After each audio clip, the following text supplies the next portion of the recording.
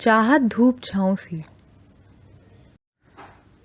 शाह ने कॉलर खड़े करते हुए खसूसी तौर पर सोनिया को अपनी मद भरी निगाहों की जद पर रखा। साथ साथ सोनिया की बर्दाश्त पर हैरान हुआ। हाँ भाई, मेरा बेटा है ही शहजादा, अल्लाह नजरे बद से बचाए। रक्षी ने मसरूफ़ अंदाज में इसे जवाब दिया। वो कबाब तलने के लिए पैन में जल्दी से ऑयल उलटने लगी। मामी, वो क्या है ना, कबाब को ज़्यादा फ्राई करें, मुझे बहुत पसंद है। शाह ने रक्षी से फरमाइश की। मैंने पहली बार इतनी मेहनत से चिकन कबाब खाला की फैमिली के लिए बनाए और ये शाह का बच्चा। सोनिया की बर्दाश्त की हदें आखिर ख़त्म हो गई। मामा प्लीज़, इतने सालों बाद बड़ी खाला और मेरे कज़न्स आ रहे हैं और आप मुफ्ता तोड़ने वालों को जमा करने में लग गई। इनका क्या है, ये तो रोज़ाना ही यहीं पाए जाते हैं। सोनू ने कज़न्स पर जोर देते हुए गुस्से में शाह को घूरा। बोली बोली, शुक्र है कुछ तो बोली, अब मज़ा आया ना, वरना ज़िंदगी वीरान हो गई थी। शाह की हंसी छूट पड़ी। कितने दिनों बाद तो इसका दीदार हुआ था। आंखों की प्यास भले बुझ गई हो, मगर मन की प्यास का क्या करता। वो सब्ज़ लिबास में वैसे भी गजब ढा रही थी। आंखों पर लाइनर, गुलाबी लिपस्टिक, महकते खुले बाल। शायद मेहमानों की आमद की वजह से इस तरह खुद को सजाने का एहतमाम किया था, वरना ओल जलूल हुलिया बनाए रखती। अरे सोनू, ये मेरी मामी जान का घर है। जब तुम्हारे ससुराल आऊँ ना तो भले भूखा ही भगा देना। वो जान कहकर थोड़ा इसके नज़दीक हुआ और शरारती अंदाज में एक आंख दबाई। सोनू ने सुलग कर इसके आहनी बाजू पर एक मुक्का मारा। आह! चोट लगने पर खुद ही अपना नाजुक हाथ दबा कर बैठ गई। शाह इसकी हालत को एंजॉय करने लगा। गुस्से में और दिलरुबा लगती है, शाह ने सोचा, और दिलकश सी मुस्कुराहट इसके भरे भरे होंठों पर ठहर गई।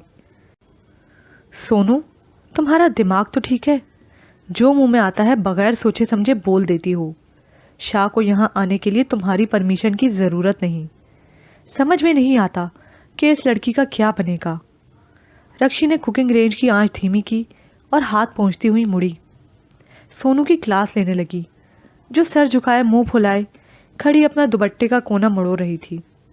वो दिल ही दिल में बच्चों की बातों को एंजॉय कर रही थी, मगर अभी सोनिया को दबा कर रखना ज़रूरी था, वरना दुर्दाना आपा के सामने जाने कौन से गुल खिला बैठे।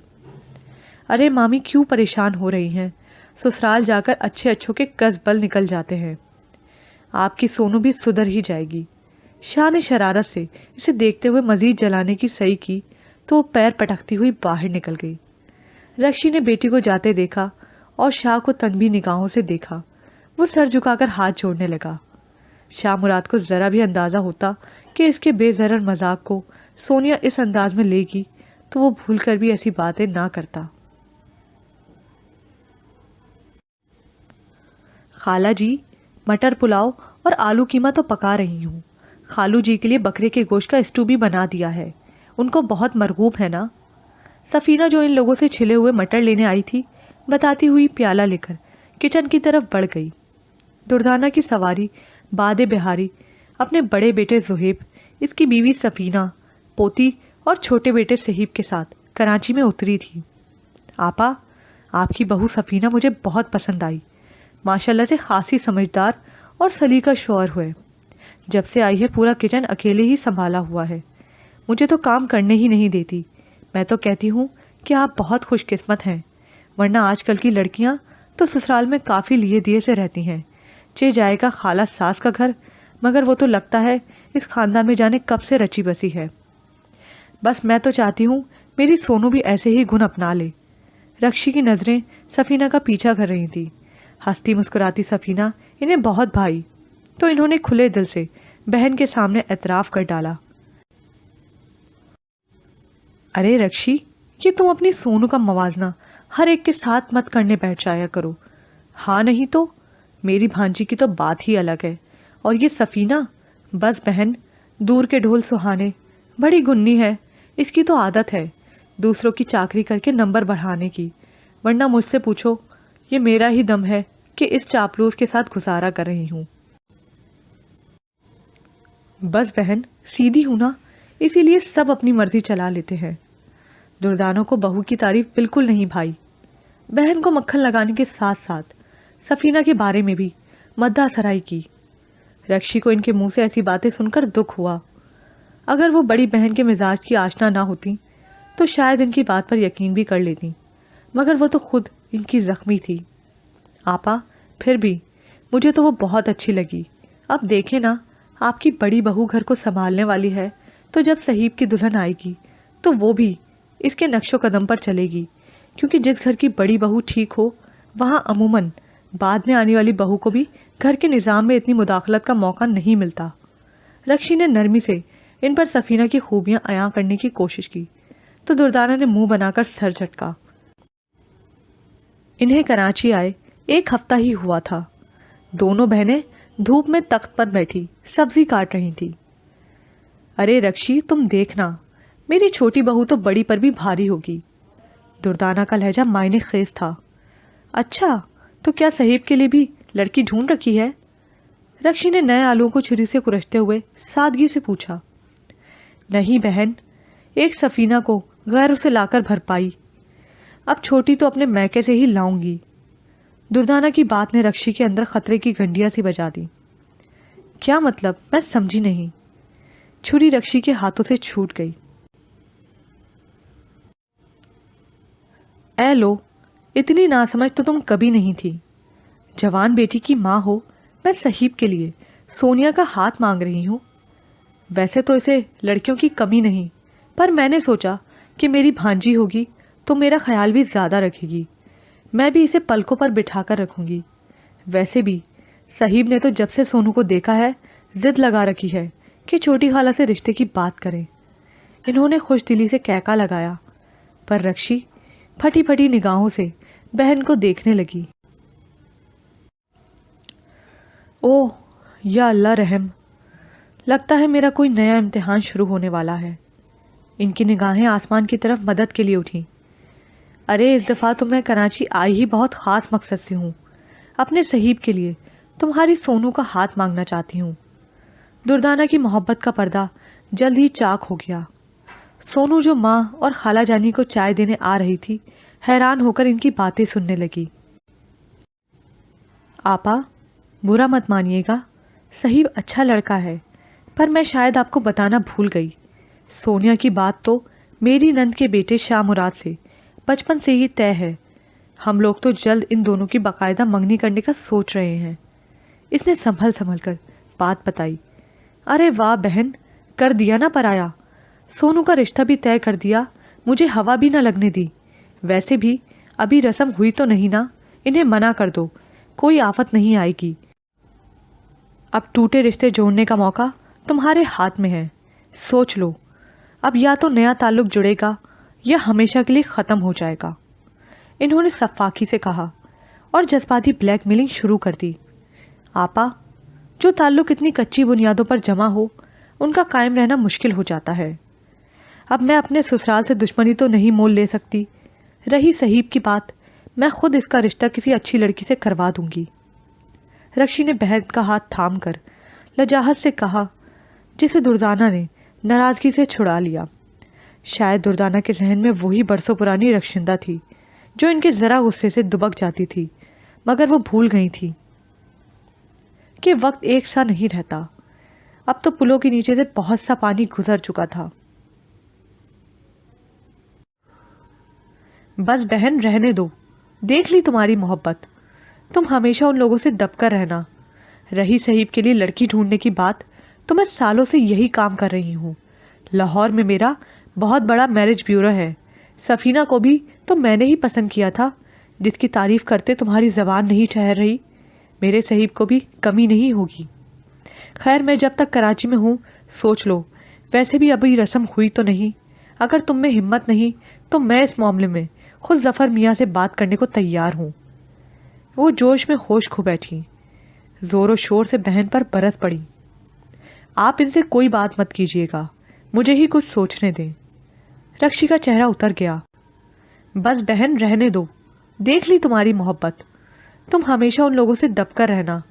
رہی صہیب کے لیے لڑکی ڈھونڈنے کی بات، تو میں سالوں سے یہی کام کر رہی ہوں۔ لاہور میں میرا بہت بڑا میرج بیورو ہے، سفینہ کو بھی تو میں نے ہی پسند کیا تھا، جس کی تعریف کرتے تمہاری زبان نہیں ٹھہر رہی، میرے صہیب کو بھی کمی نہیں ہوگی۔ خیر، میں جب تک کراچی میں ہوں سوچ لو، ویسے بھی ابھی رسم ہوئی تو نہیں۔ اگر تم میں ہمت نہیں تو میں اس معاملے میں خود ظفر میاں سے بات کرنے کو تیار ہوں۔ وہ جوش میں ہوش کھو بیٹھی، زور و شور سے بہن پر برس پڑی۔ آپ ان سے کوئی بات مت کیجیے گا، مجھے ہی کچھ سوچنے دیں۔ رکشی کا چہرہ اتر گیا۔ دردانہ آج بھی پہلے جیسی تھی، مفاد کی ماری۔ رکشی نے فی الحال اسے ٹالنے کے لیے ایسا بول دیا تھا۔ وہ نہیں چاہتی تھی کہ بات شوہر کے کانوں تک پہنچے۔ وہ جو بڑی آپا کر کے انہیں اتنی عزت دے رہے ہیں، وہ ان سے بھی جائیں۔ دردانہ بہن کو سوچوں میں گم دیکھ کر وہاں سے دھیرے سے اٹھ گئی۔ سونو ٹرے تھامے حیران و پریشان کھڑی نظر آئی تو دردانہ نے جلدی سے مگر مچھ کے آنسو بہاتے ہوئے اسے بھینچ لیا۔ سونیا بھی بڑی خالہ سے چمٹ گئی۔ ننیالی رشتوں کے لیے ترسی ہوئی سونیا کو ماں کا انداز بہت برا لگا۔ وہ خالہ کی محبت سے بڑی متاثر نظر آئی۔ بڑی خالہ کتنی اچھی ہیں، مجھ سے کتنا پیار کرتی ہیں۔ صہیب بھائی بھی کتنے سنجیدہ مزاج اور اسمارٹ ہیں، کم از کم شاہ جیسے بدتمیز تو نہیں۔ کیا مذائقہ ہے جو میں خالہ جانی کے گھر بیاہ کر چلی جاؤں۔ وہ مجھ سے کتنا پیار کرتی ہیں، پھپھو کی طرح نہیں کہ ہر وقت کی نصیحتیں۔ سفینہ بھابھی بھی کتنی اچھی ہیں۔ شاہ سے تازہ منہ ماری ہوئی تھی، اس لیے سوچے گڑبڑ ہونے لگی۔ چائے کے کپ میں جھانکتے ہوئے اس نے اپنے اندر بھی جھانک لیا اور بھول پن سے مسکرا دی۔ کم عمری نے اسے دنیا کو پہچاننے کی صلاحیت ہی کہاں بخشی تھی۔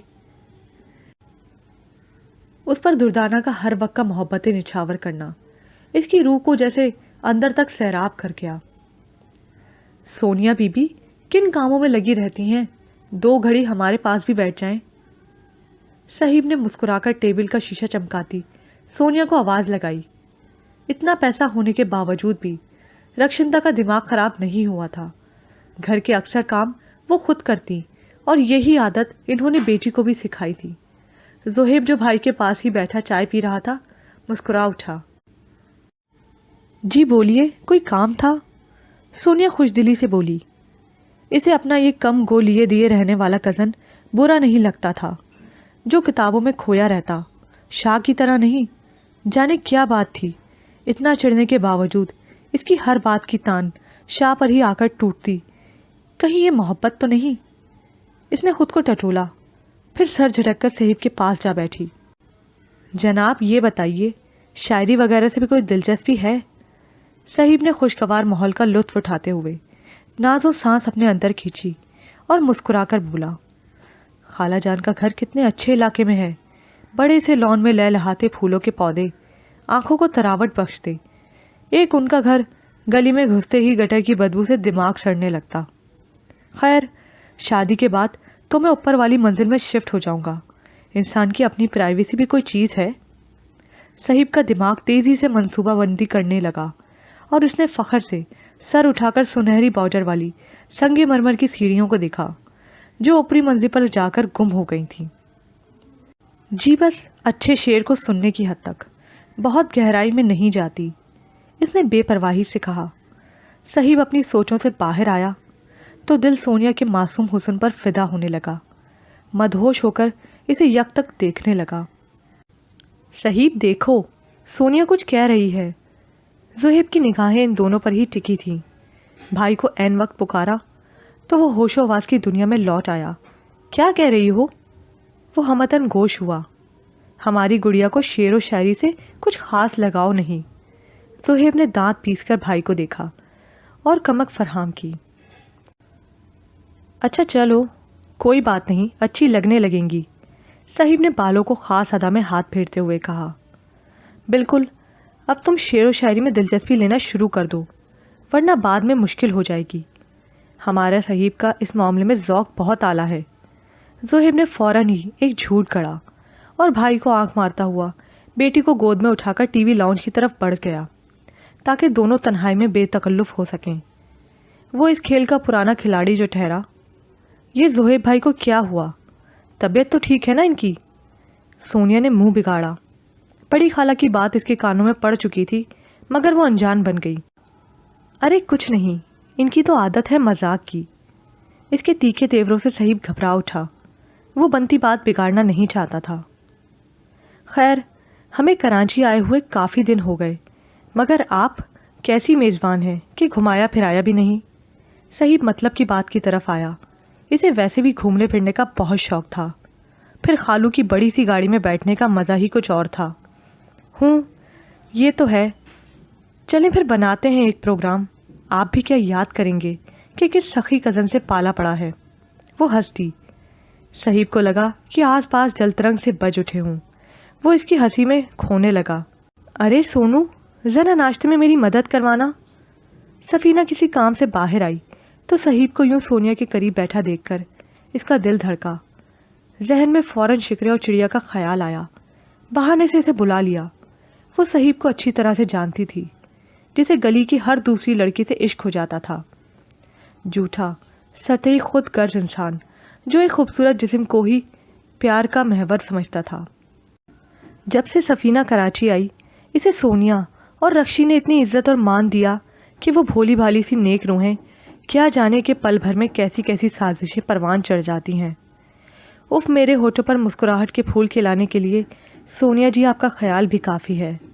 صہیب نے اسے بھابھی کی پکار پر جاتے دیکھا تو سرشاری سے انگڑائی لی۔ اس منحوس کا کیا کروں جو سونو تک پہنچنے کی راہ میں رکاوٹ بنا ہوا ہے۔ ایک دم شاہ مراد کا مسکراتا چہرہ نگاہوں میں گھوما تو ہاتھ فضا میں ہی ٹھہر گئے۔ صہیب نے مسکراتے لبوں کو سختی سے بھینچا۔ اچھائی کا خول چیخنے لگا۔ تنہائی میں اپنے اوپر نقاب چڑھانے کی ضرورت ہی کیا تھی؟ دل ہی دل میں عادت کے مطابق شاہ مراد کو بری بری گالیوں سے نوازنے لگا۔ کیا حال ہے بھابھی؟ بہن کیا آئیں؟ آپ نے تو ہم لوگوں کو بھلا ہی دیا۔ حمیرہ رکشی اور سونیا کو دیکھ کر کھل اٹھی۔ شگفتگی سی مذاق کیا جو سونیا کو طنز لگا۔ دردانہ کے زیر سایہ رہ کر اپنوں کے لیے اس کی سوچوں میں آلودگی سی گھلنے لگی تھی۔ واہ، تم اور شاہ کو کیسے بھلا سکتی ہوں؟ بس وہ مہمانوں کی وجہ سے مصروفیت بڑھ گئی۔ آج آپا سب کو لے کر اپنے کسی ملنے والوں کی طرف نکلی تو میں جلدی سے تیار ہو کر یہاں آ گئی۔ یہاں پر یہ پارٹ اختتام کو پہنچا۔ مزید پارٹ سننے کے لیے اردو ناول زبر پرائڈ کو لائک کیجیے، سبسکرائب کیجیے، شیئر کیجیے، کمنٹ کرنا مت بھولیے گا۔